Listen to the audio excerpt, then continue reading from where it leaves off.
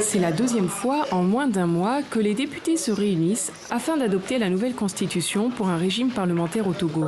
Cette relecture à l'Assemblée avait été demandée par le président togolais car le projet a suscité de vives contestations. Plusieurs conférences ou manifestations ont été empêchées avec l'appui des forces de l'ordre. Ce vendredi soir, ce sont 87 députés d'une assemblée principalement composée du parti au pouvoir qui ont tous voté pour cette nouvelle constitution. Le texte doit maintenant être promulgué par le président de la République. Alors, parlons du Togo, où des élections législatives sur fond de contestation sur une réforme constitutionnelle dont l'objectif est de faire passer le pays d'un régime présidentiel à un régime parlementaire assez particulier, avec la création d'un rôle sur mesure pour un président du Conseil des ministres. Le 26 mars dernier, les députés togolais adoptent en première lecture une nouvelle constitution. À 89 voix pour et une contre, l'hémicycle largement acquis au parti au pouvoir valide le passage d'un régime présidentiel à un régime parlementaire.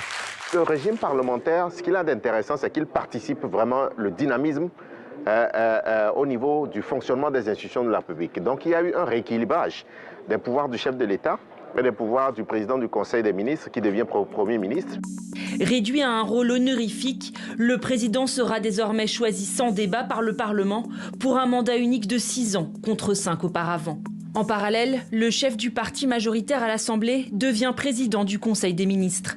C'est à ce nouveau poste, sans limite de mandat, que revient le pouvoir.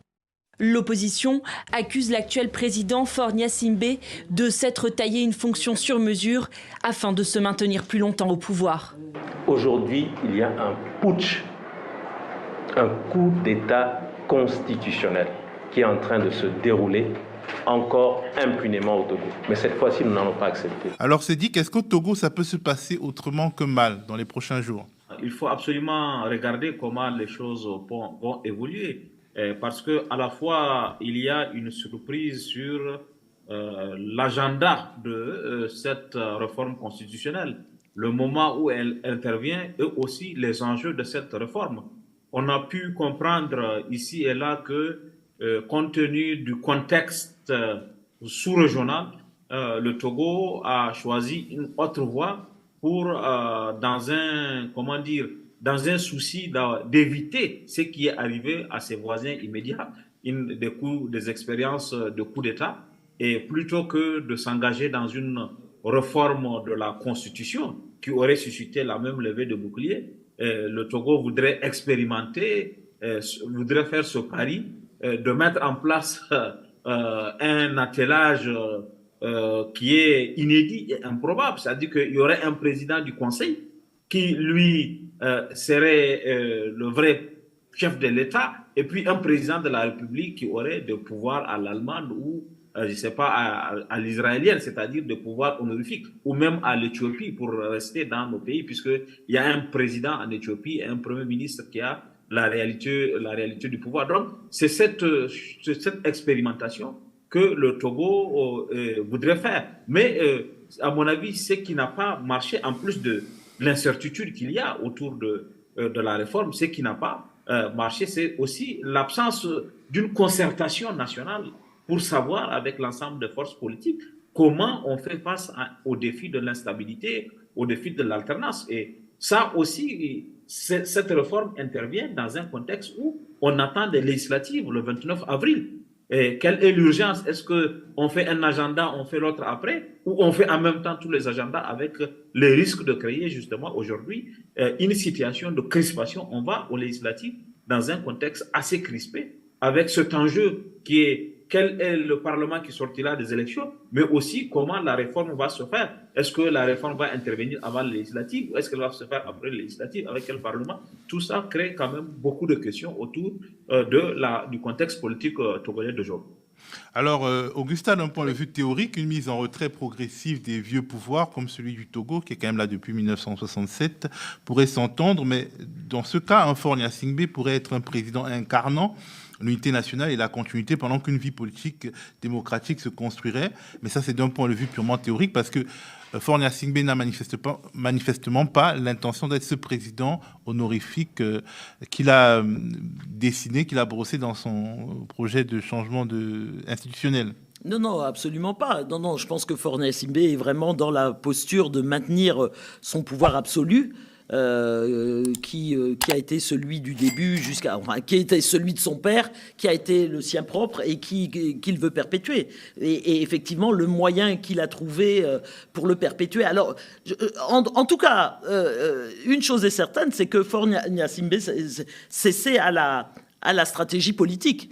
Puisque on voit comment il se place en fer de lance du panafricanisme, il initie des initiatives dans le sens du panafricanisme, il se rapproche des pays de l'AES, enfin il essaie de brouiller les cartes pour se refaire une espèce de virginité politique et apparaître comme un homme qui sait écouter l'aspiration du continent et l'aspiration du peuple. Je voulais quand même dire une chose par rapport à ce qui se passe au Togo, c'est que, à quelque chose malheur est bon, si je puis dire, cette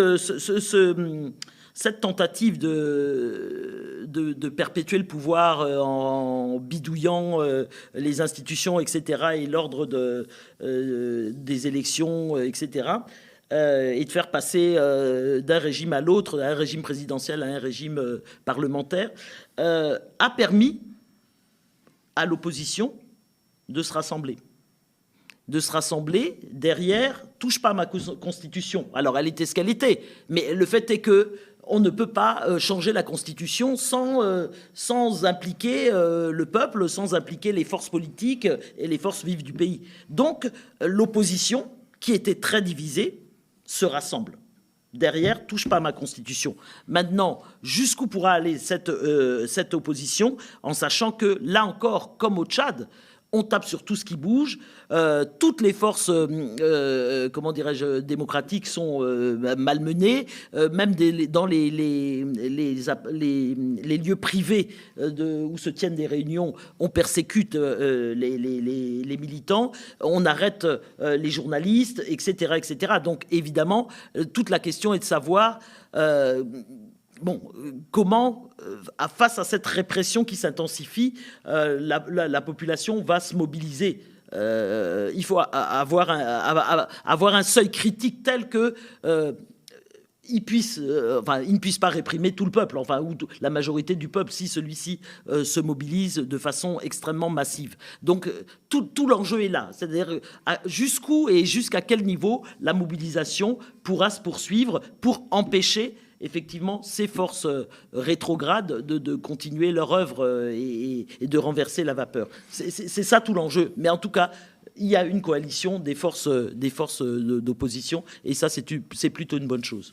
Alors, dernier mot à Fabrice et peu de minutes parce qu'on arrive vers la fin. Alors, non, mais juste pour dire que la pertinence de ce passage à un régime parlementaire est quand même assez difficile à comprendre. Dans un pays où il y a une base démocratique qui fonctionne, on voit comment ça se passe, que ce soit en Grande-Bretagne ou en Allemagne, ils ont des régimes parlementaires, ça fonctionne très bien parce que ce sont a priori des démocraties. Le Togo, on aurait du mal à le qualifier de démocratie. On parlait des militants, Augusta parlait des militants qui sont persécutés, des politiques qui le sont, à l'opposition, même des journalistes. Une opposition qui va quand même participer aux élections législatives, il faut le dire. Oui. La dernière fois, elle avait... Ça n'avait pas été le cas aux dernières législatives. Des journalistes qui sont espionnés grâce au logiciel israélien Pegasus. C'est quand même assez difficile à comprendre. En 91, au sortir des conférences nationales, le Togo était déjà dans un fonctionnement plutôt parlementariste, on va dire ça comme ça, mais ce sont les gens dont Faure Gnassingbé est l'héritier qui ont renversé la table en 92 et sont allés attaquer le Premier ministre de l'époque, Kofigo, pour changer totalement les choses et donner les pleins pouvoirs au président, au chef de l'État, parce que c'est ainsi que ce pays fonctionne et que voilà, il y a une transmission du pouvoir quasiment héréditaire et qu'aujourd'hui, Faure Gnassingbé est en train, d'une certaine façon, de vouloir proroger. Merci beaucoup à vous, Fabrice, Augusta et Cédric, et merci à vous d'avoir regardé cette édition de Décrypter l'Afrique, le panel. Rendez-vous la semaine prochaine pour un nouveau balayage de l'actualité africaine.